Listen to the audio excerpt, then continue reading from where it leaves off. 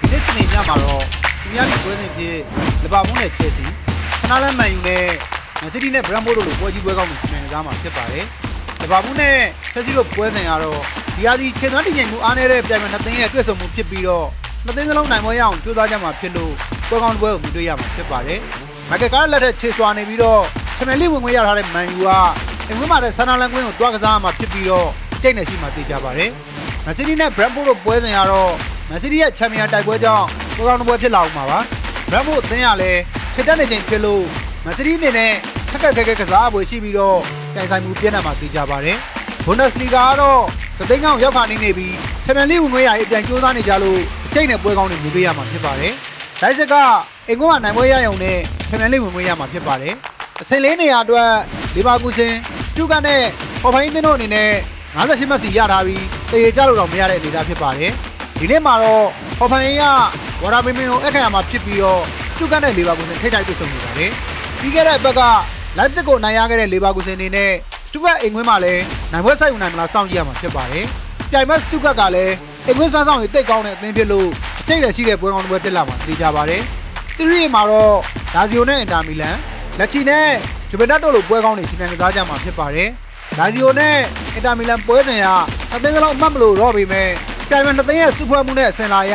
ပွဲကောင်းတွေဖြစ်လာအောင်မှသိကြပါတယ်လက်ချီနဲ့ဂျူဗန်တက်ပွဲကတော့စုဖွဲ့မှုနဲ့ခြေစွမ်းပိုင်းကွာခြားလုံးနေမယ်နှစ်သင်းစလုံးအမှတ်လို့နေပြီးတော့ဘိုလ်ပွဲတစ်ပွဲကစားမှာဖြစ်ပါတယ်လက်ချီကတန်းစင်းစုံနဲ့၄မှတ်ပဲကွာပြီးပေါ့ဆလို့မရသလိုဂျူဗန်တက်ကလည်းချန်ပီယံလိဝင်ခွင့်အတွက်နိုင်ပွဲလိုအပ်နေလို့တေချာအားစိုက်ကစားမှာဖြစ်ပါတယ်ဒါကြောင့်အနေထားကွာဟနေပေမဲ့အမှတ်လိုအပ်ချက်အရကြိတ်နဲ့ကြိုးစားကြမယ့်ပွဲဖြစ်ပါတယ်လာလီဂါမှာတော့တမ်စင်ရအစွမ်းကိုကြိုးစားတိုက်ပွဲဝင်မဲ့စီဗီလာနဲ့အစပန်ညိုပွဲရှင်မြန်ကစားမှာဖြစ်ပါတယ်စီဗီလာကလက်ကျန်၄ပွဲအလိုမှာ38မှတ်ရထားပြီး18နေရာအလာဘတ်တက်တမတ်ပဲပိုတာပြီးတော့အစပန်ညိုကလည်း39မှတ်ပဲရသေးလို့အသင်းစလုံးပေါက်စားလို့မရပါဘူးသူတပြင်းစီဗီလာကနောက်ပိုင်းပွဲတွေမှာနိုင်ပွဲရအောင်တေချာအားစိုက်ကစားနေပြီးတော့အိမ်ဝင်းနောက်ဆုံး2ပွဲမှာဆိုရင်တလက်တီကိုနဲ့ဆိုစီတာတို့လိုအသင်းတွေကိုတော့အနိုင်ရခဲ့ပါတယ်အစပန်ညိုကပထမကြောနိုင်ခဲ့ပေမဲ့လက်ရှိချိန်ကတိတ်ညံ့နေပြီးတော့ဘိုးရဖို့တော့ညှို့ကန်နေရပါတယ်ဒါပေမဲ့တမ်စင်ရရေးဖီအားကြောင့်စီဗီလာကွင်းမှာရုံးကစားမှပြေချာနေပြီးတော့အကျိတ်နဲ့ပွဲကောင်းတစ်ပွဲကိုမြင်တွေ့ရမှာဖြစ်ပါတယ်ဒီလိုရင်ကုန်စိတ်လှုပ်ရှားကြတွေနဲ့ပြည့်နှက်နေတဲ့ခဏညပွဲစဉ်တွေရဲ့ဒီဘက်ခေါ်ပြောတွေနဲ့အားစမ်းကြအောင်မဲ့ကန်တိုက်လက်သေးသမားဖြစ်စေဘူကီနဲ့ပြန်ကျဲမဲ့လက်ကြီးဖိုင်ကြဖြစ်စေစိတ်ကူးတွေးတွေကိုလက်တွေကောင်းတဲ့ပေါ်ကျင်နေဆိုရင်တော့ဘော်ဒီကိုပေါင်းရင်ခုံလိုသူတွေအတွက် iBet 789အရင်နဲ့ပြီးမြန်များစေတဲ့မောင်းတွဲကဆန်းကျင်သူတွေအတွက် Sport Zone နဲ့555 Miss